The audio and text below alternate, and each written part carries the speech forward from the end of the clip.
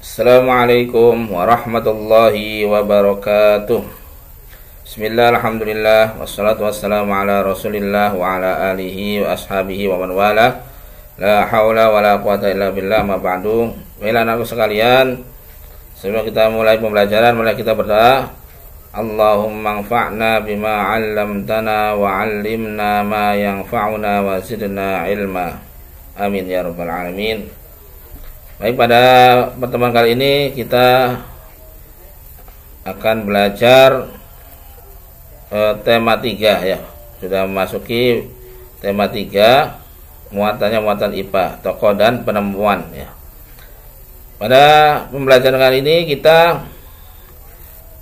akan belajar tentang komponen-komponen listrik sederhana dan fungsinya ya. Jadi sekarang sudah memasuki tema ketiga ya. Jadi tentang listrik ya. Kita akan mengenal komponen-komponen listrik ya, yang ada pada peralatan-peralatan sehari-hari ya.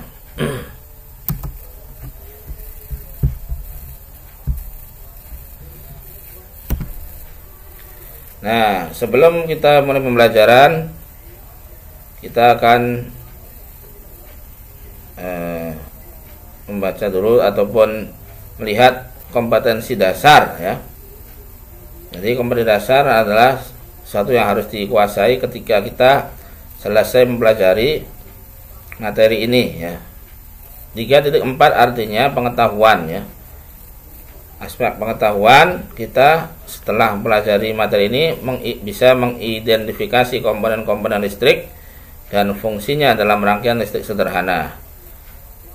Mengidentifikasi berarti bisa menyebutkan ya, bisa menjelaskan ya komponen-komponen listrik namanya dan juga fungsinya dalam rangkaian listrik sederhana ya.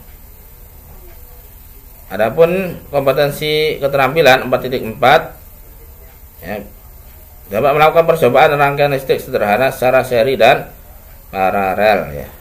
Jadi bisa melakukan percobaan sederhana ya, kaitannya dengan rangkaian listrik, yaitu ada yang seri dan ada yang paralel ya.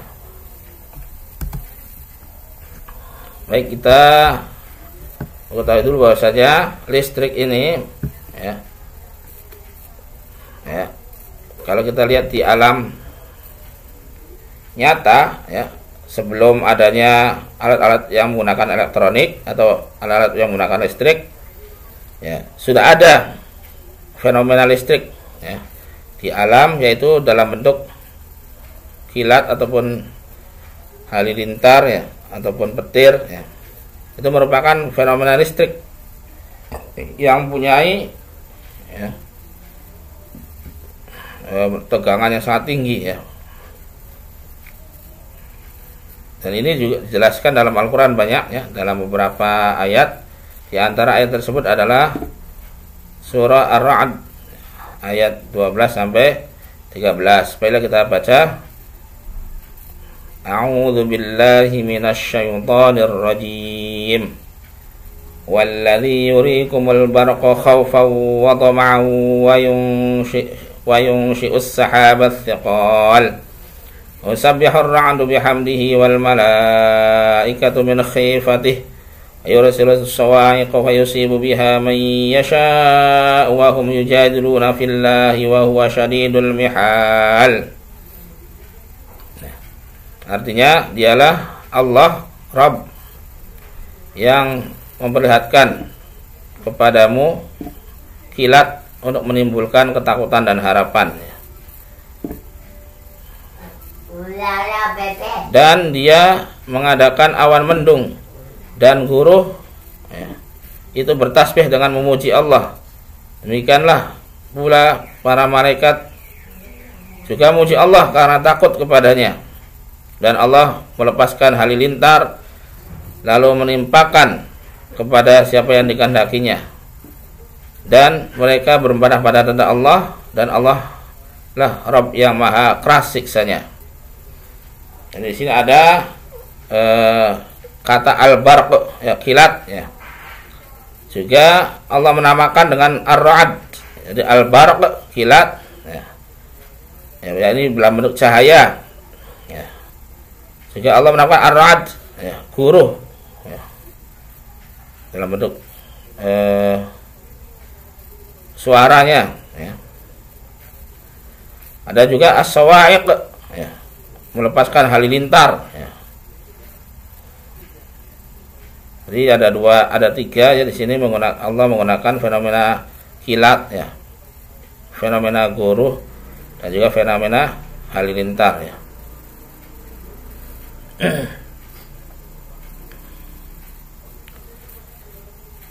Jadi Allah yang memperlihatkan kepada kita kilat ya. Dia juga disini jelaskan bahwasanya ar-ra'd ya, guruh ya, bertasbih ya, suara guruh itu bertasbih ya, dengan memuji Allah ya. Dan ini ya Allah menyebutkan dengan tiga kata ya. Ada kilat, al-barq, ada ar-ra'd, dan juga ada as-sawa'iq ya.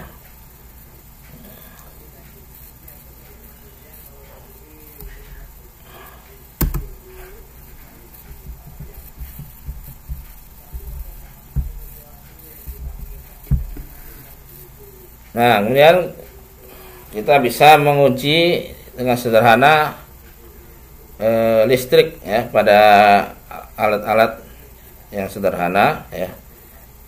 Jadi listrik ini ada dua, ada listrik statis, ada listrik dinamis ya. Kalau yang listrik statis ya, contohnya ya, atau diam, statis artinya diam ya, yang tidak aktif ya. Kita bisa mencoba pada alat sederhana seperti sisir ya, sisir yang terbuat dari plastik itu kita gosok-gosokkan ya, ke rambut ya.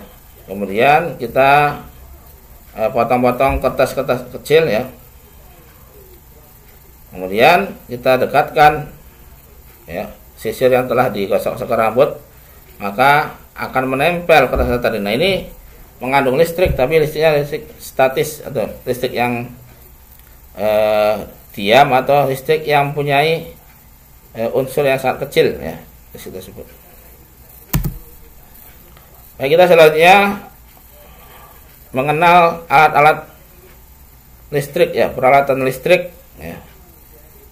Sebagian dari peralatan listrik ya, contohnya ini. Yang pertama ada saklar. Saklar ini fungsinya untuk menghubungkan dan memutuskan arus listrik ya. Jadi kita ingin menyalakan ataupun mematikan ya, lampu misalkan, ini saklar ya namanya. Jadi menghubungkan dan memutuskan arus listrik. Yang selanjutnya adalah stop kontak. Stop kontak ini sumber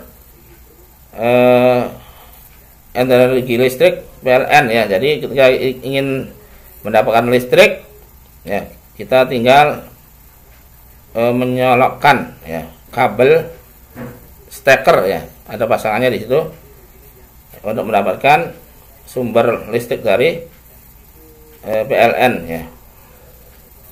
Dan yang selanjutnya adalah sekring. Sekring ini pengaman ketika terjadi konsleting ya. Jadi konsleting ya. Kalau kita tidak punya sekring, maka akan terjadi kebakaran ya. Jadi makanya digunakan sekring untuk menghindari konsleting listrik ya. Nah, steker tadi ya, untuk pasangan dari stop kontak ya. Jadi, untuk menghubungkan ke arus listrik dari PLN. Kemudian yang selanjutnya ada resistor. Resistor ini adalah alat untuk hambatan listrik ya. Dan selain resistor banyak ya, ada komponen-komponen biasanya di alat-alat elektronik ya, ada kapasitor ya, ada transistor ya, biasanya ada. Ini resistor, ini merupakan alat hambatan listrik ya. Hambatan listrik ya. Kemudian yang selanjutnya adalah baterai. Baterai merupakan sumber energi listrik ya, bisa menghasilkan listrik ya. Kemudian ada aki. Aki juga atau akumulator ya. Akumulator juga itu merupakan sumber energi listrik ya. Selanjutnya adalah dinamo atau motor listrik ya. Jadi mengubah listrik menjadi gerak ya. Energi gerak itu motor listrik atau dinamo. Yang selanjutnya lampu ya. Ini juga alat elektronik ya, atau alat yang menggunakan listrik mengubah energi listrik menjadi cahaya. Ada fitting, ini dudukan lampu ya. Dudukan lampu atau tempat lampu ya, fitting. Ada transformator. Transformator adalah alat untuk ya menurunkan atau mengubah tegangan ya, voltase ya, atau tegangan listrik. Jadi bisa menurunkan, bisa juga menaikkan transformator ya.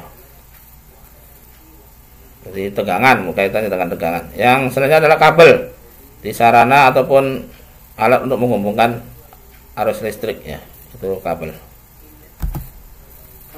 Nah, bagaimana proses dari penyaluran pendistribusian energi listrik dari pembangkit listrik sampai kepada konsumen ya. Ini yang mengatur adalah PLN ya, perusahaan listrik negara. Bagaimana sampai ya listrik sampai kepada kita ya, dari mulai pembangkit listrik. Nah, pembangkit listrik ini banyak sekali ya, anak-anak sekalian ya. Namanya PL ya, PL pembangkit listrik. Ada PLTA, pembangkit listrik tenaga air atau arus ya. Jadi menggunakan air terjun untuk memutar turbin ya. Ada lagi PLTA tenaga angin, pembangkit listrik tenaga angin ya juga. Ada lagi PLTS, pembangkit listrik tenaga surya menggunakan cahaya matahari. Ada lagi PLTD, pembangkit listrik tenaga diesel, berarti bahan bakar solar ya, diesel. Ada lagi pembangkit listrik tenaga nuklir ya. Ada lagi pembangkit listrik tenaga uap, PLTU ya. Ada lagi pembangkit listrik tenaga panas bumi ya. Ada lagi PLTG, pembangkit listrik tenaga gas ya. Dan banyak sekali macam-macam dari pembangkit listrik ya. Nah, jadi dari pembangkit listrik ini kemudian menghasilkan listrik ya. Nah, setelah menghasilkan listrik dinaikkan oleh trafo step up ya. Jadi untuk menaikkan tegangannya menggunakan trafo ini ya. Tadi trafo ini singkatannya transformator tadi ya. Jadi dalam bentuk yang sangat besar ya. Setelah dinaikkan tegangannya ya sampai ke 500 kilovolt ya, besar ya, kilo. Kemudian melalui sutet ya, ini ada sering kita dengar ya, sutet atau menara listrik itu yang tinggi ya. Nah, sutet ini singkatannya saluran udara tegangan ekstra tinggi, sangat tinggi ekstra itu ya. Ya, jadi melalui sutet ya dinaikkan dari trafo ya melalui menara sutet ya, itu sudah naik tegangannya sampai 500 itu setelah melewati trafo step up ya. Setelah itu kemudian sudah tinggi tegangannya ya, melewati trafo step down ya, diturunkan tegangannya ya. Nah, setelah diturunkan kemudian melalui menara SUT namanya ya.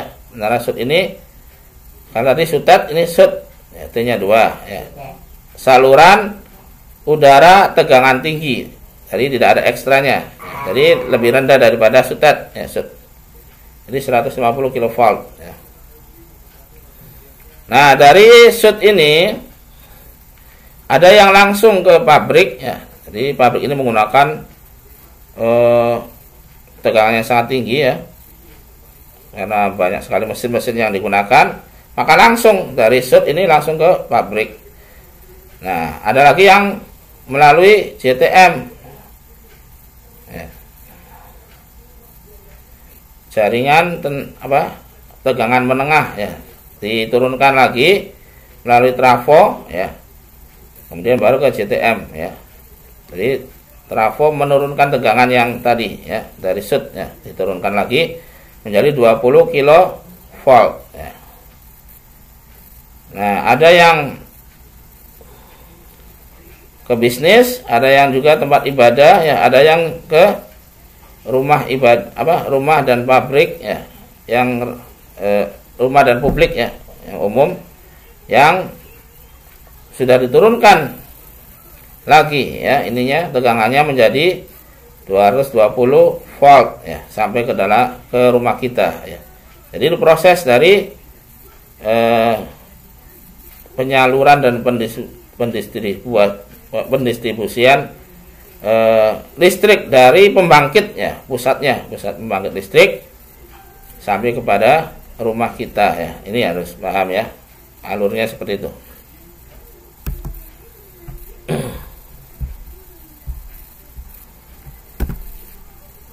Nah, kita akan mengenal satuan listrik, ya. Jadi arus listrik, apa sih arus listrik? Nah, ini dijelaskan. Arus listrik adalah aliran muatan listrik pada rangkaian tertutup yang mengalir dari tempat yang berpotensi tinggi atau kutub positif ke tempat yang berpotensi atau berpotensial rendah atau kutub negatif, ya. Makanya di baterai ada yang atas itu namanya kutub positif, yang bawahnya kutub negatif, ya. Nah, ini arus listrik yang mengalir, ya, aliran muatan listrik, ya. Adapun tegangan listrik itu perbedaan potensial antara kutub negatif dan kutub positif, ya. Karena adanya perbedaan potensial maka mengalir, ya. Karena adanya perbedaan potensial, ya. Ketika tidak ada perbedaan maka tidak mengalir listriknya. Makanya ada baterai yang habis, ya, itu berarti dia tidak ada lagi perbedaan potensial, sudah sama positif dan negatifnya, makanya tidak mengalir arusnya ataupun mati baterainya, ya. Nah, ini ada tegangan listrik, satuannya namanya volt, ya. Alatnya pengukurnya namanya voltmeter. Nah, arus listrik satuannya namanya ampere, ya. Ya, alat untuk mengukurnya namanya amperemeter. Ada lagi hambatan, ya, atau ohm. Jadi alat pengukurnya ada ohmmeter. Daya watt, ya. Ya, itunya alatnya namanya wattmeter. Nah, energi kWh seperti yang di rumah-rumah, ya, dipasang itu kWh meter, ya. Itu namanya untuk mengukur energi, ya.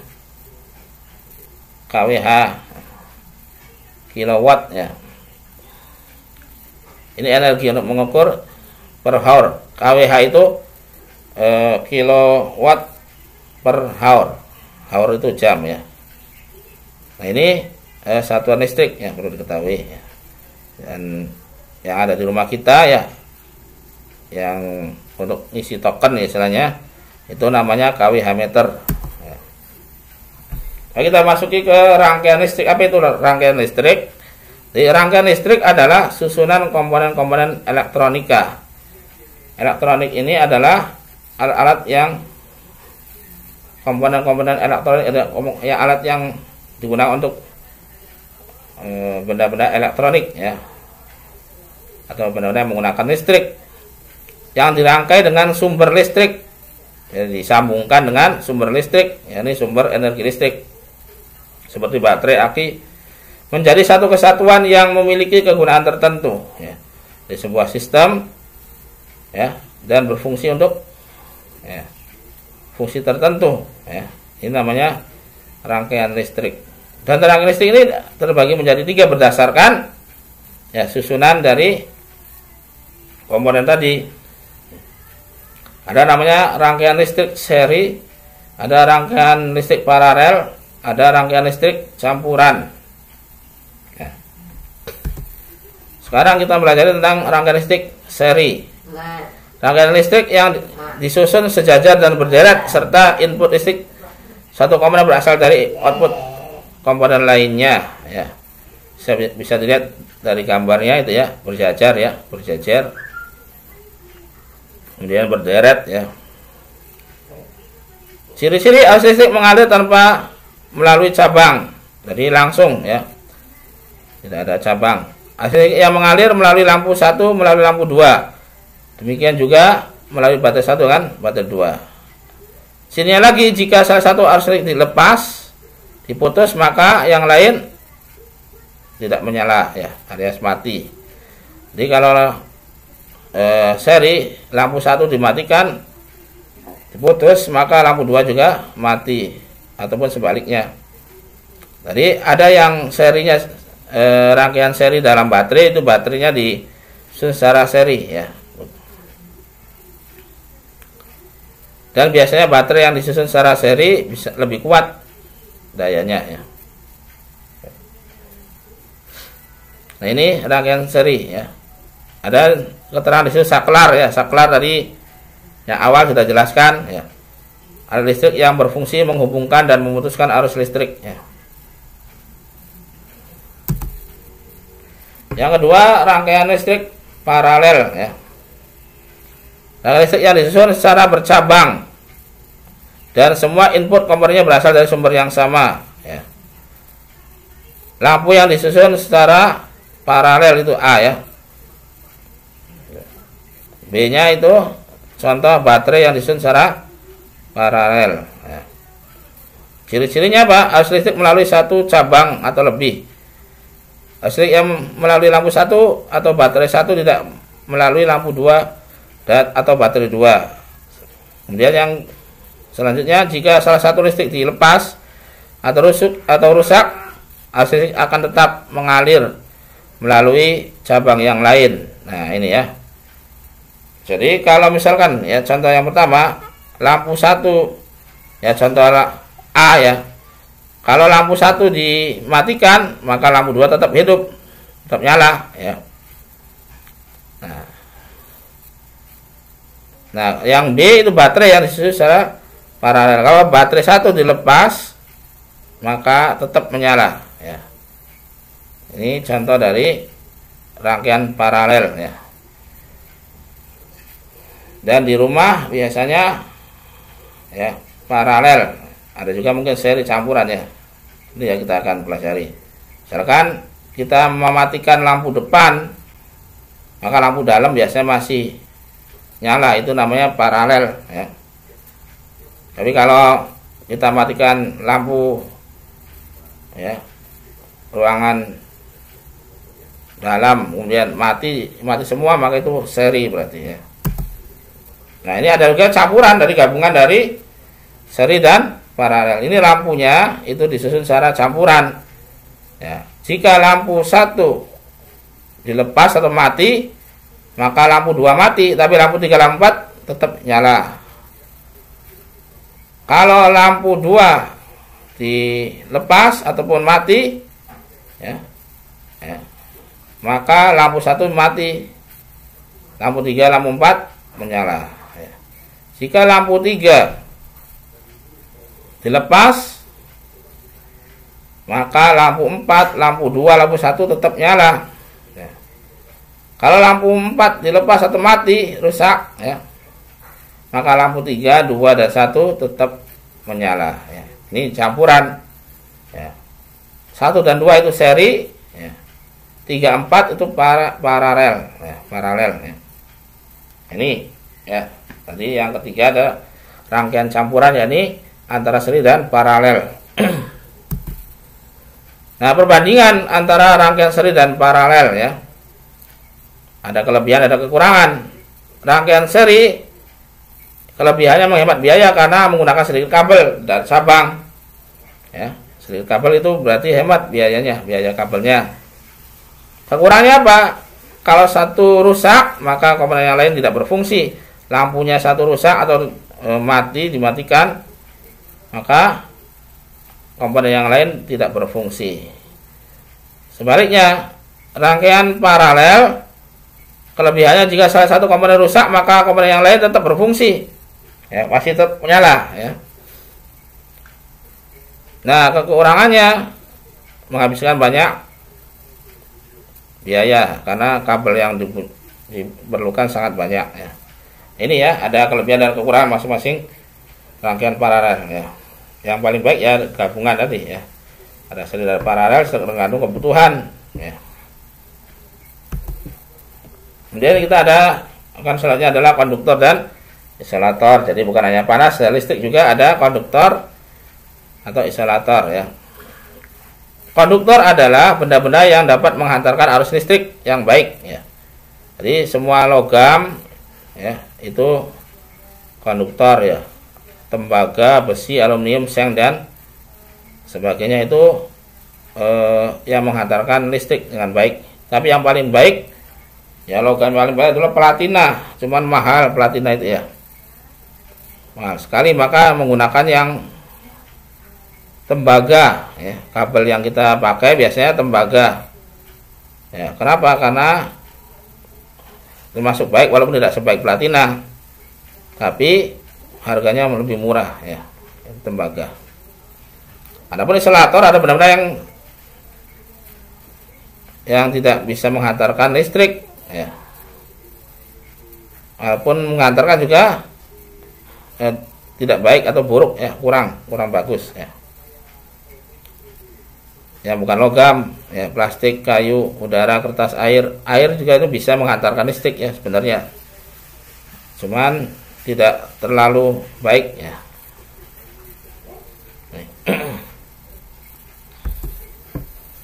Nah, kita selanjutnya memasuki tentang sumber energi listrik ya. Jadi sumber energi listrik adalah benda-benda yang dapat menghasilkan listrik ya. Jadi menghasilkan listrik itu benda yang dapat menghasilkan listrik ada namanya sumber energi listrik. Yang pertama batu baterai ya, kita akan ya sudah mengenal ya. Ada beberapa lapisan, ada seng, batang karbon, campuran larutan salmiak dan batu kawi ya. Ini merupakan bagian baterai ya, yang bisa digunakan untuk alat-alat elektronik dan juga mainan anak yang menggunakan listrik ya. Baterai biasanya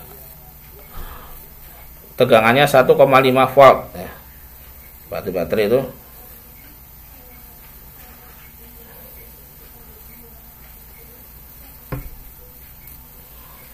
ini di sini jelaskan ya. Jadi dari baterai ini ada perubahan energi, yaitu energi kimia menjadi energi listrik ya.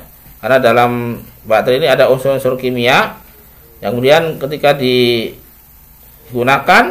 maka berubah dari kimia menjadi energi listrik. Dan itu di atas ada kutub positif, ada kutub negatif ya. Yang selanjutnya yang kedua sumber energi listrik adalah akumulator atau aki ya. Ya biasa ada di motor, mobil ya, itu aki atau akumulator ya. Ya, aki ini ada aki kering, ada aki basah ya. Kalau dari baterai itu elemen kering ya. Itu ada bagian-bagian aki ya, ada kutub positif, kutub negatif di situ ya. Ada penutup lubang angin ya. Ada wadah, ada pembatas antar sel ya. Ini juga sama ya. Jadi unsur kimia dirubah ataupun energi kimia dirubah menjadi energi listrik ya. Ini juga masih ya. Jadi ada yang 2 volt, 4 volt, 6 volt, 8 volt ya. 10 volt ya, 12 volt, banyak ini pilihan dari aki ya. Tegangannya ya, volt itu tegangan tadi saya jelaskan. Bisa juga disetrum kalau habis ya, penyetruman memasukkan listrik ya.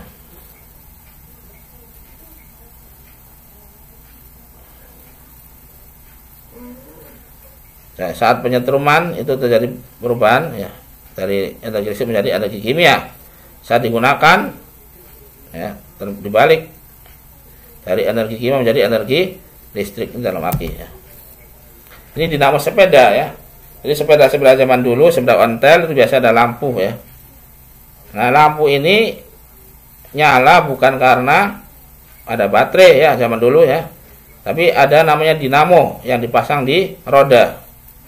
ketika rodanya berputar maka ya pengendalinya berputar dan itu ada magnet ya. Karena magnet ini berputar di antara kumparan ya juga besi, maka terjadilah namanya energi listrik ya. Sehingga dengan adanya, kalau berhenti sepedanya maka mati. Semakin kencang ya kita ayuh sepeda ya, maka energi listrik akan semakin besar dan lampu menyalakan sangat terang ya. Itu tergantung dari kita kayuh sepeda itu tersebut ya. Jadi menggunakan tadi dinamo, jadi mengubah energi gerak menjadi energi listrik ya. Kalau dengan digerakkan maka menghasilkan energi listrik. Dan dari energi listrik menjadi energi cahaya, menghasilkan cahaya ya. Ini proses dari sepeda listrik yang namanya dinamo sepeda ya, pada sepeda. Kalau yang lampu pada motor bukan pakai dinamo ya, ini pada sepeda ya. Lampu sepeda itu menggunakan dinamo. Kemudian generator ya. Jadi PLN ini ya itu menggunakan generator yang disebut dengan ya pembangkit listrik tadi. Jadi generator sangat besar digerakkan dengan kincir angin, jadi prinsipnya sama dengan dinamo sepeda ya. Jadi tegangan listrik yang dihasilkan sampai 10.000 sampai 20.000 volt ya, sangat besar ya. Nah setelah itu ya pembangkit listrik ini ada yang menggunakan angin tadi ya, PLTA, ada air ya, yakni arus ya, arus air seperti air terjun ya, ataupun waduk ya, untuk menghasilkan, untuk menggerakkan turbinnya. Ini ada PLTG ya, pembangkit tenaga gas ya, ada PLTS tenaga surya ya, pembangkit tenaga diesel, nuklir, uap, panas bumi. Ini semua masuk dari generator ya yang digunakan oleh PLN untuk menghasilkan listrik ya.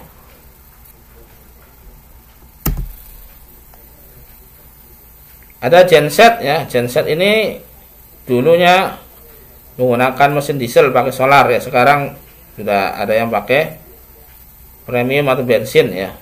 Jadi genset ini ketika mati lampu dari PLN, mati lampu, kita bisa menggunakan genset ya. Ada yang sangat besar seperti di gambar, ada juga yang kecil ya, digunakan untuk ya, biasanya di minimarket ya, biasanya kalau mati lampu menggunakan genset ya. Genset sendiri ya, singkatan dari generator set ya.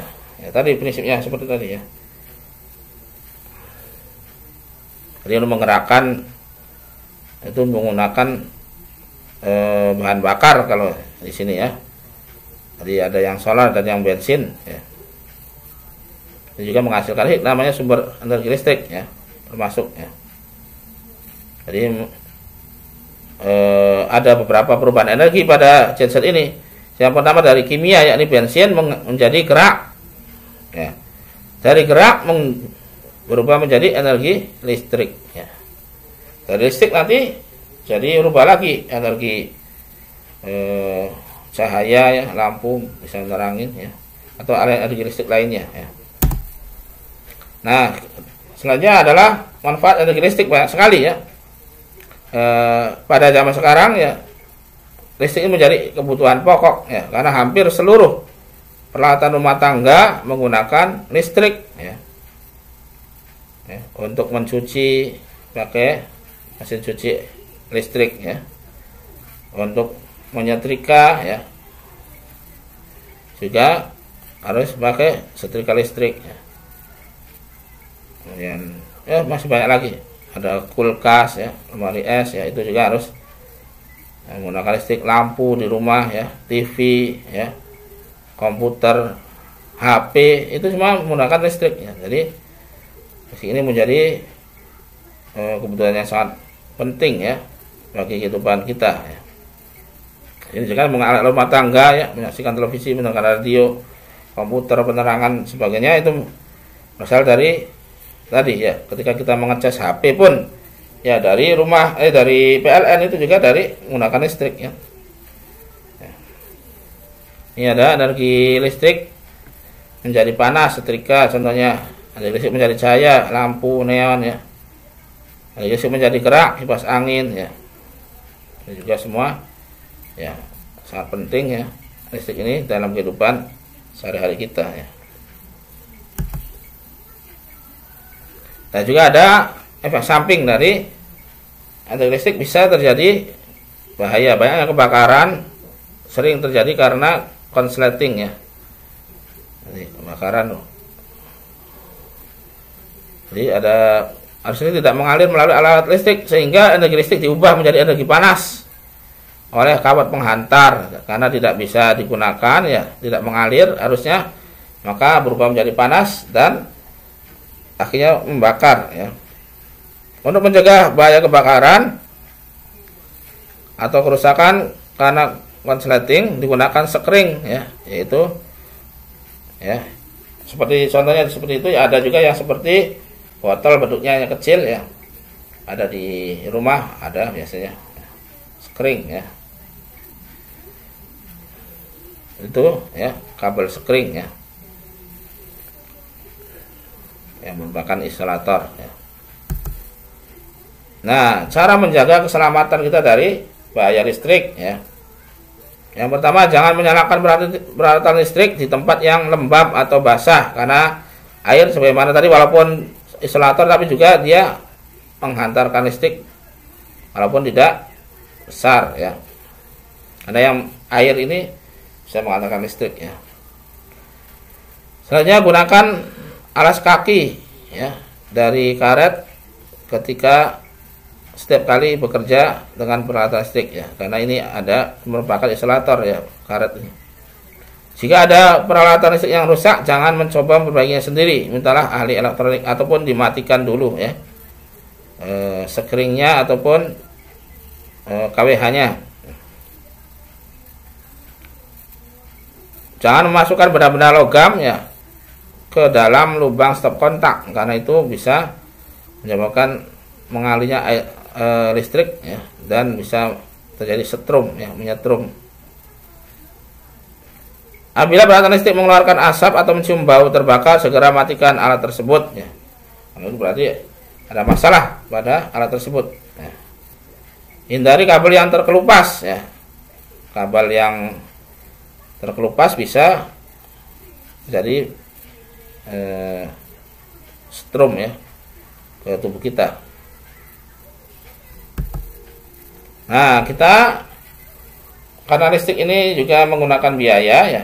Kita apalagi sekarang ya, harga listrik ya ataupun biaya listrik ini sangat mahal ya. Naik berkali lipat ya.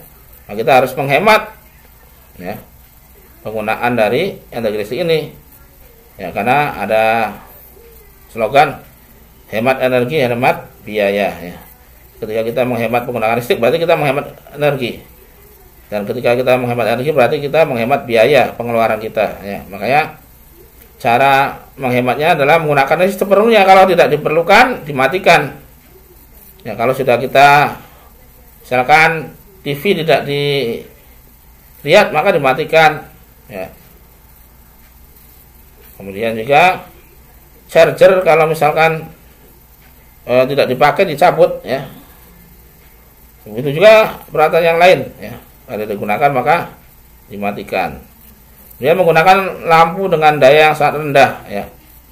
Lampu neon ya itu lebih rendah daripada lampu bolam ya, yang kuning itu, karena itu lampu bolam menggunakan panas yang sangat besar, diperlukan panas ya, maka dayanya pun besar. Maka kita gunakan yang rendah dayanya.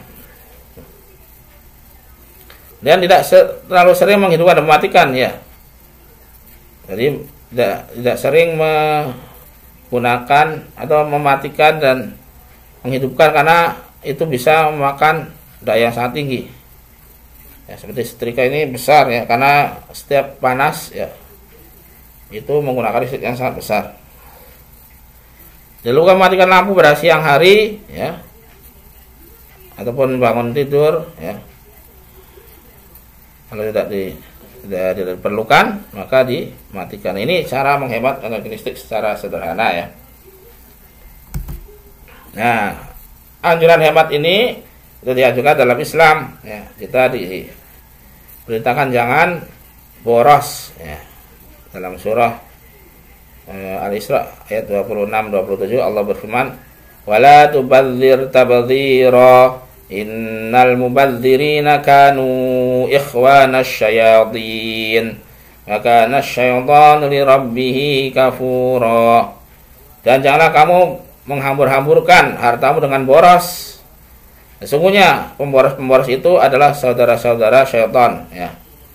Dan adalah syaitan sangat ingkar kepada Tuhannya, sangat kufur terhadap Tuhannya. Maka kita jangan meniru perbuatan syaitan ya. Ini berbuat boros, membuang-buang energi tanpa diperlukan, itu termasuk ya perbuatan boros. Dan perbuatan boros ini adalah perbuatannya syaitan ya, sehingga kita menjadi saudara-saudaranya syaitan. Dan syaitan ini termasuk makhluk yang paling ingkar kufur terhadap Allah Subhanahu wa ta'ala. Maka kita jangan berlaku boros ya, itu dengan menghemat energi listrik ya.